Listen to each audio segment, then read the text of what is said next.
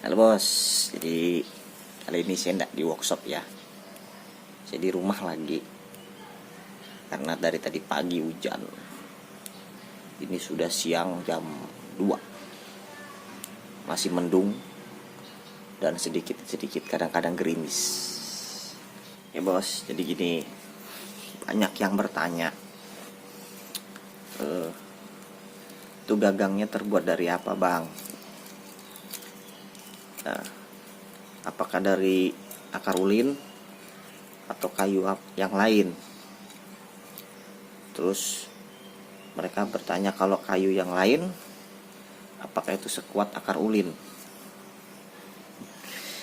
Jadi gini ya bos, sebetulnya kayunya ini jenis apapun, kalau memang kami pilih untuk membuat gagang mandau, ya itu biasanya memang udah pilihan, karena kami tidak mau sembarangan. Ini contohnya kayu jambu, belum diukir, sebelahnya udah, ini belum selesai. Ini bukan pesanan orang, saya cuma bikin aja. Nah, ini kayu jambu tadi, ini ada kayu jeruk tuh, kayu limau, ini juga kayu limau. Jadi kayu jeruk, kayu limau ini ada yang putih, ada yang kuning. Ini yang putih jenisnya, ini yang kuning. Ini kayu jambu. Ini yang akar ulin. Nih, akar ulin. Ini dia. Ini yang warna hitam. Ini tidak saya teruskan, mungkin nantilah, kecil soalnya ini. Nah, yang ini yang coklat. Ada juga yang seperti ini coklatnya, lebih terang. Jadi beda-beda. Kalau untuk kekuatan itu kurang lebih aja bos. Apalagi kalau sudah disulat. Contohnya yang seperti ini sudah disulat. Nih, ini kecil ini. Mana korek ya, korek. Perbandingannya. Tuh. Dengan korek gas seperti ini. Ini kecil, kuat. Ini kayu jeruk, bisa kasih warna dikit. Bukan cat, ini bukan cat ini. Ini pewarna getah dari tumbuh-tumbuhan. Jadi dia seperti ini, agak mengkilat. Bukan pernis, bukan. Saya tidak pernah pakai pernis.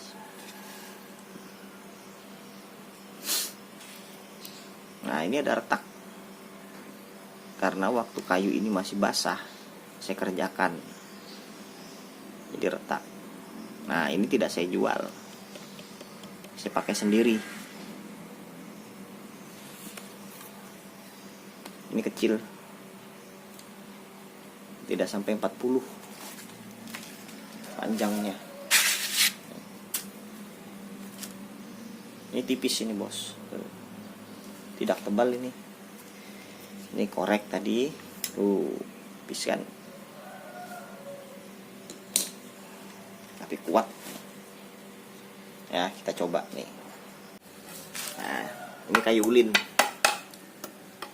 Kita buka dikit. Ini tiang rumah ini.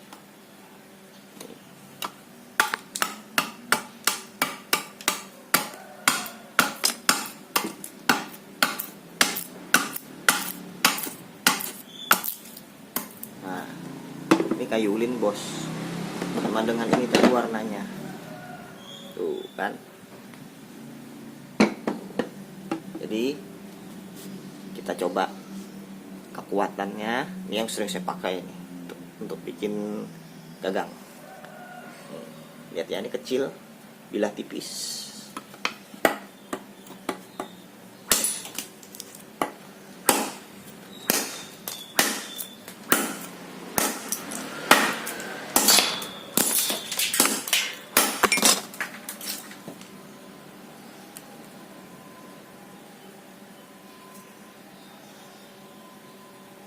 Gagangnya aman, bilahnya pun aman. Oke, ini dia yang dari kayu jambu bos. Ini pohon jambu, dari pohon jambu, cabang juga ini. Kita lihat bilahnya. Oke, kita langsung tes. Ini bilahnya lebar, ini tebal, ini korek tadi. Ini tebal ini bos, lebar, sampai ke ujung tebal. Kita lihat, langsung kita coba.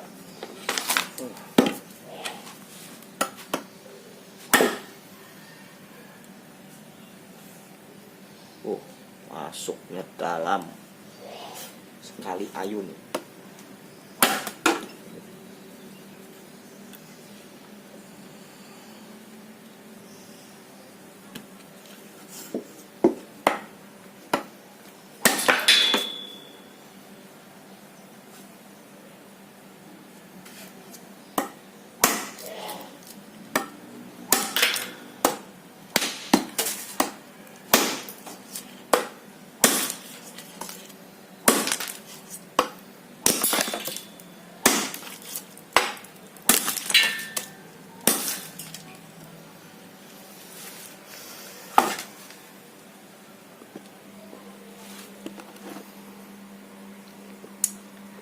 Oke, kita lihat kan kekuatannya. Bilahnya aman karena tebal, dan gagangnya kuat dari kayu jambu. Satu lagi ada kayu jeruk juga. Nih.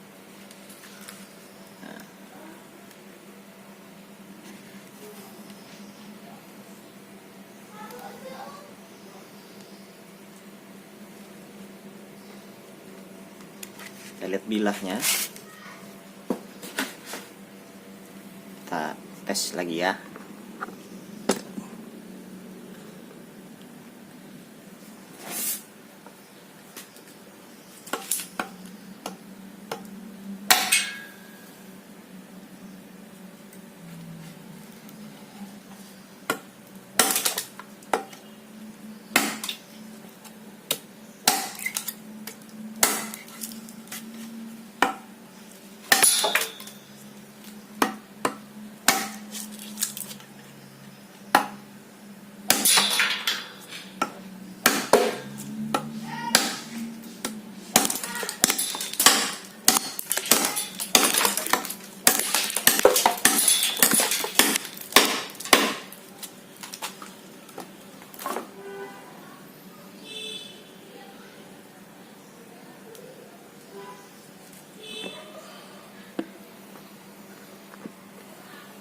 Aman bos.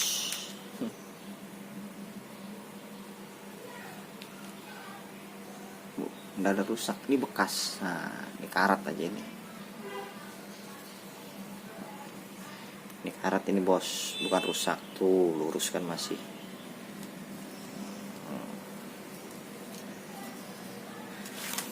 Dan gagangnya aman karena sudah ada sulatan. Kalau belum disulat bisa rusak. Oke. Nah, jadi kita berbicara masalah biayanya. Jadi banyak yang bertanya, kok kayu begitu aja harganya sampai segitu? Nah, jadi bukan masalah bahan ya. Kita di sini tidak menjual bahan. Kalau menjual bahan ya yang kami kirimkan bahan aja, silahkan kerjakan sendiri.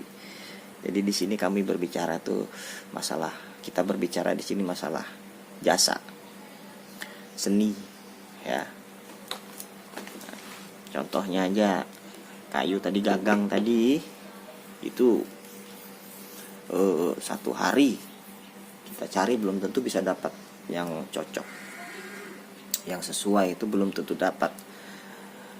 Kalau misalnya itu banyak bang kayu jambu, itu pohon-pohon jambu, ya tebang aja. Kalau nggak dikejar orangnya pakai parang marah orang. Jadi kayu jambu juga kita ngambilnya yang sudah ditebang. Nah itu pun juga kita harus memilah lagi yang mana yang pantas untuk dipakai. Jadi tidak asal ambil, karena kalau asal ambil tuh biasanya ada yang retak pada saat sudah dijemur, terus dikupas, begitu dibikin di dalam ada retak. Nah, kita tidak bisa seperti itu, ambil sembarang. Akar ulin juga sama, cabang kayu ulin juga sama, semua sama seperti itu. Tidak bisa kita sembarang, harus hati-hati pilihnya. Kadang di luar bagus, di dalam rusak, banyak retaknya. Itu sering di kayu ulin, akar ulin, cabang ulin itu sering. Kita lihat bagus, begitu dibawa pulang, dibersihkan, mau dibentuk, wah retak, itu udah sering. Jadi nggak bisa sembarangan. Ya bos, jadi tadi dari masalah gagang ya, seperti itu.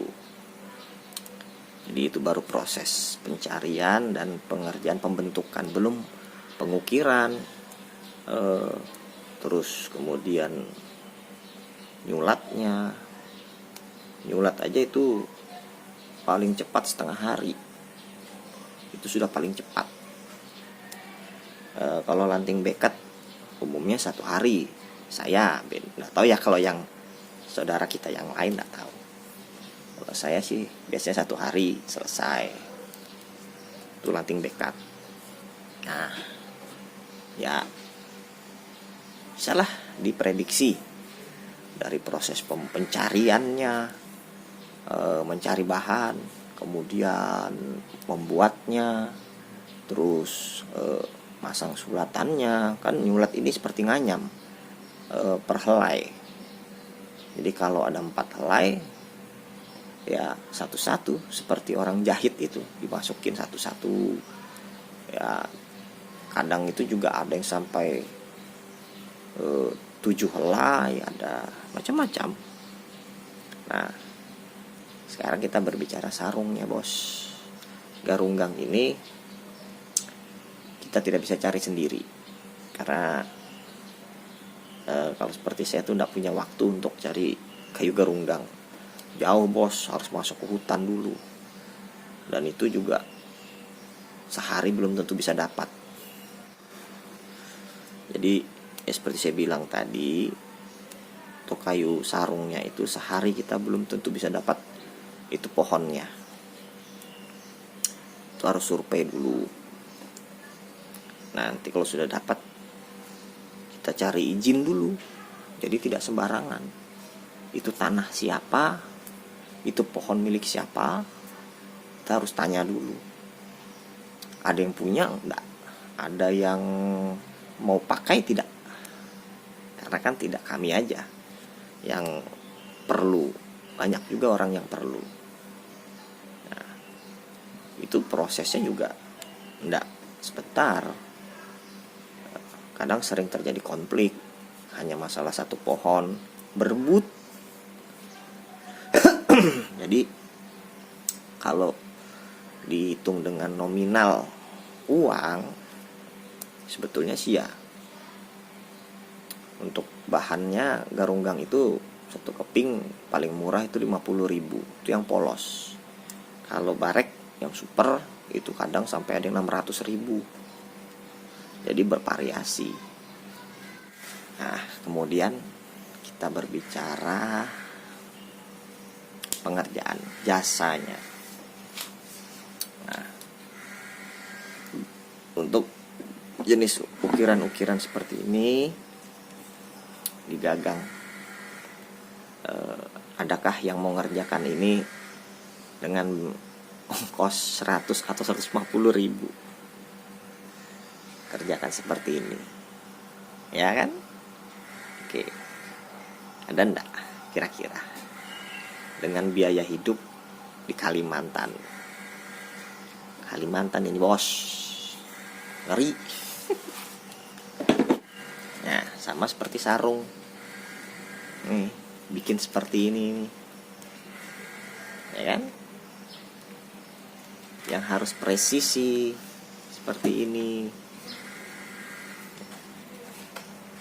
Tuh.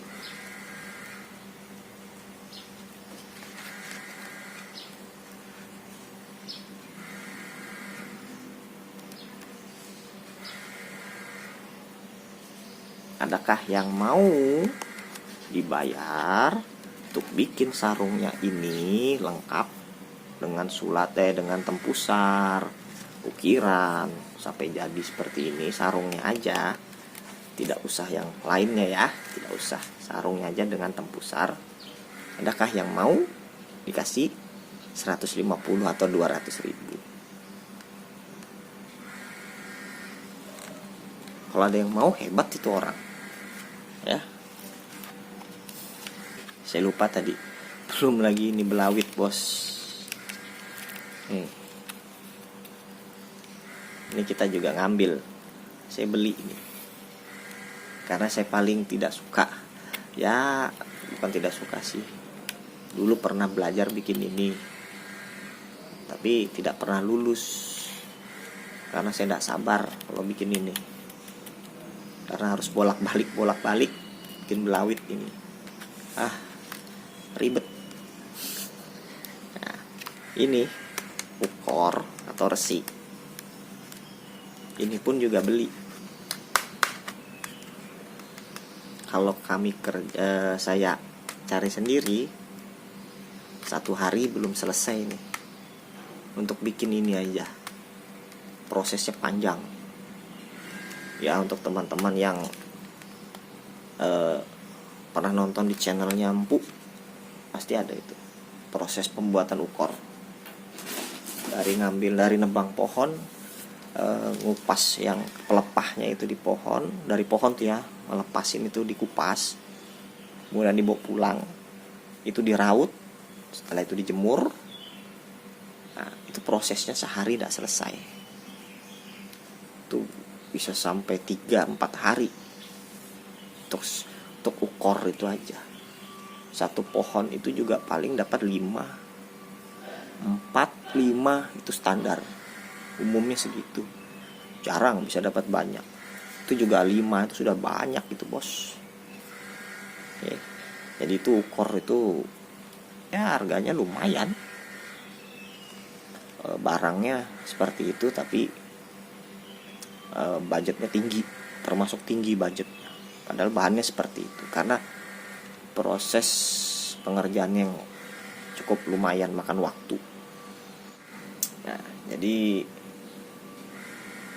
pembuatan mandau ini bukan hanya sekedar bahan.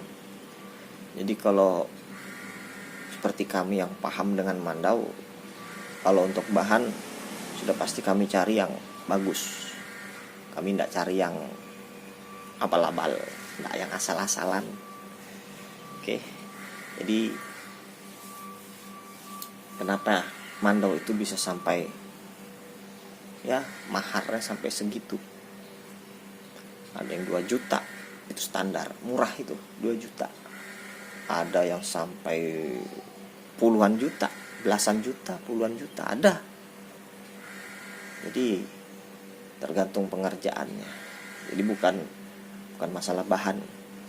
Ya bahan memang juga termasuk hitungannya, seperti saya cerita tadi ya.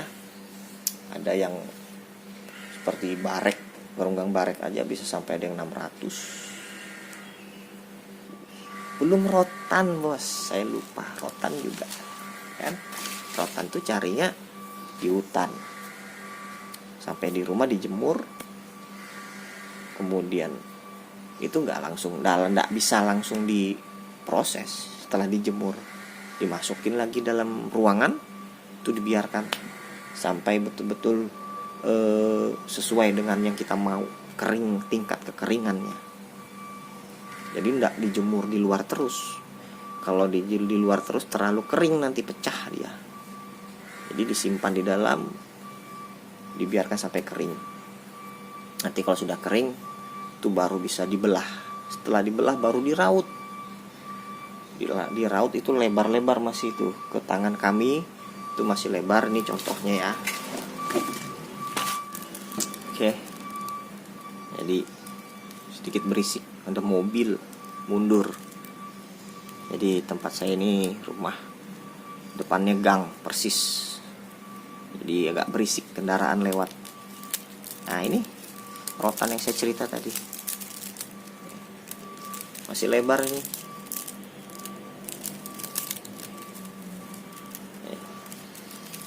Satu helainya rata-rata segini, sekitar setengah senti. Kalau untuk sulatan kami belah lagi dua. Kalau seperti saya belah lagi dua, kemudian dijangat. Jangat itu diraut dengan alat ini. Alatnya sederhana, dibolong-bolongin, baru ditarik, gitu. Nah itu waktu juga kan proses. Setelah kecil baru bisa disulat seperti ini, bos. Jauh bedanya, bos. Tuh. Ini. Dan ini pun saya beli. Kalau saya bikin sendiri tidak punya waktu. Kapan saya ke workshop? Oke. Kapan saya nempa bilah? Jadi ini beli. Satu helainya ini ada yang dijual 10.000, ada yang 15.000. Jadi bermacam-macam.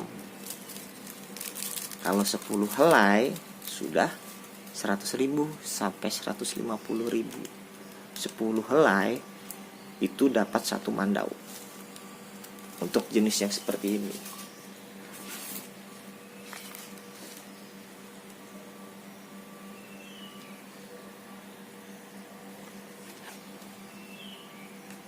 Seperti ini, atau yang ini tadi. Dari sulatan, tempusar, tali ini, kemudian ini bisa sampai 10 helai. Ya paling irit 7, antara 8. Tuh sudah termasuk irit. Kalau borosnya ya bisa sampai 10, tergantung. Jadi kalau ada yang cari mando-mando seperti ini, nanya-nanya seperti begini, kemudian dikasih tahu biayanya berapa, kemudian nawar jadi 1 juta, silahkan kerjakan sendiri. Oke, kerjakan sendiri. Nah, kalau perlu datang ke sini ketemu saya ajarin bikinnya. Ini saya ajarin ke sini. Kalau mau murah temuin saya ke Samarinda, ayo saya ajarin bikin dari bilahnya sampai semua jadi. Oke, sampai di sini videonya. Sampai jumpa video selanjutnya. Oke, bye.